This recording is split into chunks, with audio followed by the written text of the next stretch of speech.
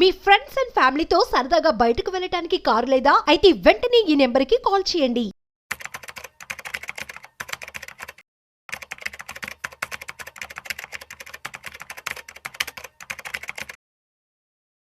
నమస్తే, నేను జీవి Satyanarayana.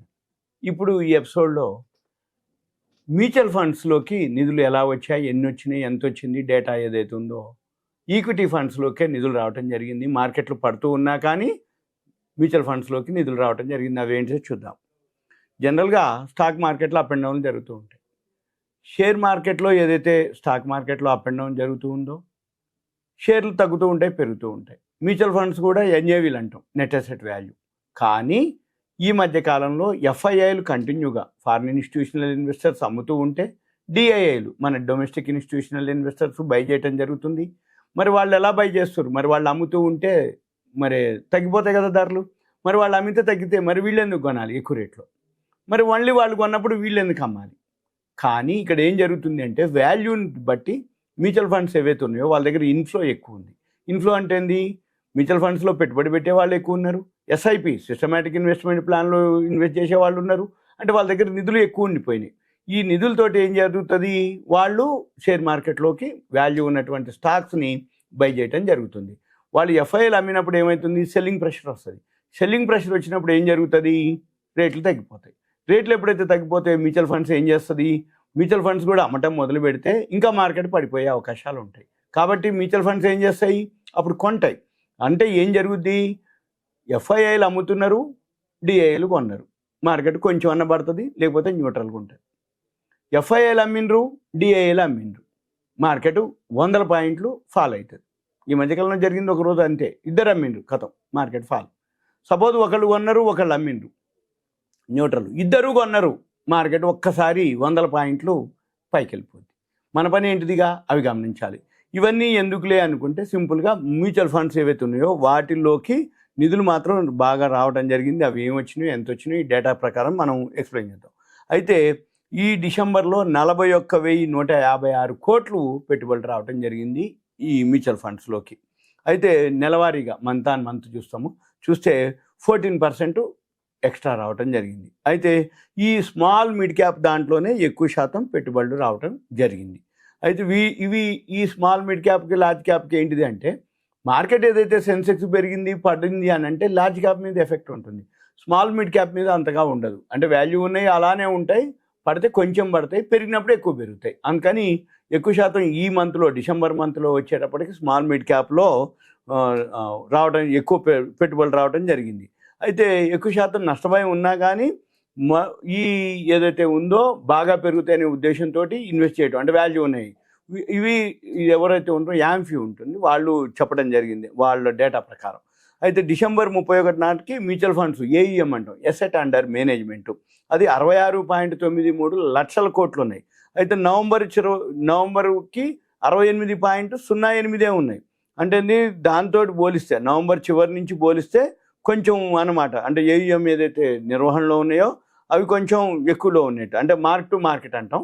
Mark to market అంటే ఏదైతే నష్టం వచ్చిందో, అంటే సపోజ్ మన కాడ మార్కెట్ తగ్గింది, మన షేర్ల యొక్క విలువ ఆ రోజు తగ్గింది అనుకోండి, దాన్ని మార్క్ టు మార్కెట్ అంటారు అనమాట. అంటే ఏదైతే మార్క్ టు మార్కెట్ లేదా డెట్ పథకాల నుంచి 1.27 లక్షల కోట్లు తగ్గాయి, వెళ్ళిపోయినాయి బయటికి, లాస్ వచ్చిందని, ఏఎం తగ్గిందని, అంటే ఎసెట్ అండర్ మేనేజ్మెంట్ తగ్గిందని యాంఫీ ఏదైతే ఉందో చీఫ్ ఎగ్జిక్యూటివ్ వెంకట్ చల్సాని ఆయన చెప్పడం జరిగింది. అయితే ఎస్ఐపి మాత్రం, అంటే సిస్టమేటిక్ ఇన్వెస్ట్మెంట్ ప్లాన్ పెట్టే దాంట్లో మాత్రం నవంబర్తో పోలిస్తే అయితే 25,320 కోట్ల నుంచి 26,450 సిప్లో బాగా పెరిగినాయి అనమాట. అంటే ప్రతి నెల ఏవైతే మంత్లీ ఇన్వెస్ట్ చేస్తారో వాళ్ళు కంటిన్యూ ఉన్నారు, ఇంకా ఎక్స్ట్రా రావడం జరిగింది. అంటే 25,320 నుంచి 26,459కి రావటం. అయితే ఈ సిప్పులు ఏవైతే ఉన్నాయో 13.63 లక్షల కోట్లకి నిర్వహణ యొక్క ఎసెట్స్ అనమాట పెరగడం జరిగింది. ఇదంతా కూడా వాళ్ళ యొక్క ఎసెట్స్లో 5వ వంతుకు సమానమని. అయితే రాబోయే రోజులు అంటే 2025లో ఏదైతే ఈక్విటీ ఫండ్లో కంటిన్యూ ఇన్వెస్ట్మెంట్స్ వస్తాయి, ఇన్ఫ్లో వస్తుంది. అని ఆయన చెప్పడం జరిగింది. ఇది చలసాని వెంకట్ గారు అంచనా వేయటం జరిగింది. అయితే దీర్ఘకాలంలో అయితే మార్కెట్పై ఏదైతే విశ్వాసం ఉందో దాంతోటే సిప్లకి ఆదరణ పెరిగిందని చెప్పడం జరిగింది. అయితే దీంతో పాటు గోల్డ్ ఈటీఎఫ్లు ఉంటాయి, సిల్వర్ ఈటీఎఫ్లు ఉంటాయి. ఈ గోల్డ్ ఈటీఎఫ్లో మాత్రం పెట్టుబడులు కొంచెం తగ్గి 640 కోట్లకి పరిమితమైనవి. కాకపోతే గోల్డ్ ఈటీఎఫ్ మీద ఇంకా అవేర్నెస్ రాలేదు కాబట్టి దాంట్లో కొంచెం తగ్గినాయి అనమాట. అయితే జనరల్గా మనకి నవంబర్కి డిసెంబర్కి డేటా ఉంది. ఈ డేటా ఏదైతే ఉందో ఏ స్కీమ్కి దేంట్లో ఎంత ఇంక్రీజ్ అయిందా లేదా అనేది మనం చూద్దాం. ఈ సెక్టోరల్ థిమాటిక్ ఉన్నాయి స్కీమ్స్ ఏది మ్యూచువల్ ఫండ్స్లో, అవి నవంబర్లో 7,658 కోట్లు ఉంటే డిసెంబర్ వచ్చేటప్పటికి 15,331 కోట్లు అయినాయి. తర్వాత మిడ్ క్యాప్లోకి వచ్చేటప్పటికి 4,883 కోట్లు నవంబర్లో ఉంటే డిసెంబర్లో 5,093 కోట్లు అయినాయి. స్మాల్ క్యాప్లోకి వచ్చేటప్పటికి 4,112 కోట్లు నవంబర్లో ఉంటే డిసెంబర్లో 4,667 కోట్లు అయినాయి. లార్జ్ క్యాపు 2,500 కోట్లు, లార్జ్ క్యాప్లో మాత్రం కొంచెం తగ్గింది. ఏది డిసెంబర్లో 2,010 కోట్లే. తర్వాత లార్జ్ అండ్ మిడ్ క్యాప్ ఉన్నాయి, అందులో కూడా తగ్గింది. 4,679 కోట్లు నవంబర్లో పెట్టుబడులు పెడితే 3,811 డిసెంబర్లో, అవి కూడా కొంచెం తగ్గింది. ఇక ఫ్లెక్సీ క్యాప్ కూడా తగ్గడం జరిగింది. 5,084 నవంబర్లో ఉంటే 4,730 కోట్లు డిసెంబర్లో జరిగింది. అంటే లార్జ్ మిడ్ క్యాపు, ఫ్లెక్సీ క్యాప్లు లార్జ్ క్యాప్లోనే తగ్గింది. ఇక మిగిలినవన్నీ అంటే small cap, mid cap, sectoral ఏదైతే సెక్టార్ వైజ్ అనమాట, అంటే ఏ సెక్టార్ అనేది అనమాట దాంట్లో బాగా అవేర్నెస్ వచ్చింది. సెక్టార్ వైజ్గా వాళ్ళు పెట్టుబడి పెడుతుర్రు. అంటే ఏంది, సెక్టార్ వైజ్ ఇంప్రూవ్ అవుతుంది.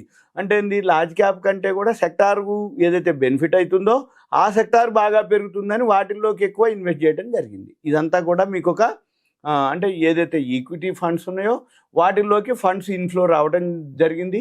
మార్కెట్ ఒకవేళ పడ్డా కానీ ఇన్వెస్ట్మెంట్ చేయడానికి వీళ్ళ దగ్గర ఫండ్స్ ఉన్నాయి కాబట్టి మార్కెట్ ఎప్పటికైనా నిలబడే అవకాశాలే ఉంటాయి. ఒకవేళ పడ్డా కానీ టెంపరీ వర్కే అనమాట. అంటే ఎందుకంటున్నానంటే జనవరి 20వ తారీఖు ట్రంప్ ప్రమాణ స్వీకారం ఉంది.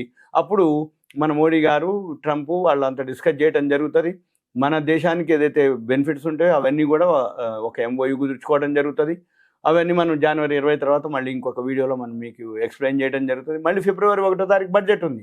ఎప్పుడైతే జనవరి 20 ప్రమాణ స్వీకారం అయిపోతుందో ట్రంప్, ఫిబ్రవరి 1కి బడ్జెట్ ఉందో, ఈ ట్రంప్ ప్రమాణ స్వీకారానికి మన దేశానికి ఏవైతే ఉన్నాయో అంటే ఎక్స్పోర్ట్స్ అనుకోండి, ఇంపోర్ట్స్ అనుకోండి, బెనిఫిట్స్ అనుకోండి, వీసాలు అనుకోండి, మన స్టూడెంట్స్కి మన వాళ్ళకి ఇండియన్స్కి ఏమేమి ఇస్తారో అవన్నీ కూడా దానికి సంబంధించిన రాయితీలు కానీ ఏవైతే ఉన్నాయో అవన్నీ కూడా ఫిబ్రవరి 1కి బడ్జెట్. మన పని ఏంటిదిగా ఎన్నాళ్ళో లేదు. ఇప్పుడు మనం ఆల్రెడీ ఇప్పుడు సంక్రాంతికి దగ్గరలో ఉన్నాం, సంక్రాంతికి వచ్చేసినాం. అంటే ఏంటి, ఈ సంక్రాంతి నుంచి ఇంకొన్ని రోజులు కనుక మనం వెయిట్ చేస్తే ప్రమాణ స్వీకారం ఒక వారం రోజులు అనుకోండి, తర్వాత ఇంకొక 10 రోజులు అయితే మన యొక్క ఈ కంపెనీలు షేర్ మార్కెట్ మళ్ళీ బాగానే ఉంటుంది 2025లో ఇంకా బాగా ఉంటుంది. ఒకవేళ కొంచెం ఇవన్నీ కనుక అయిపోతే మళ్ళీ 2024 ఏదైతే ఆల్ టైమ్ హై ఉందో దాన్ని కూడా దాటి మళ్ళీ మార్కెట్ పెరిగే అవకాశాలే కనబడుతున్నాయి, సూచనలు. ఇదంతా కూడా నా యొక్క అభిప్రాయం, మార్కెట్ డేటాని బట్టి ఒక విశ్లేషణ ప్రకారం చెప్పడం జరిగింది. ఇదంతా మీకు awareness, education, information, knowledge purpose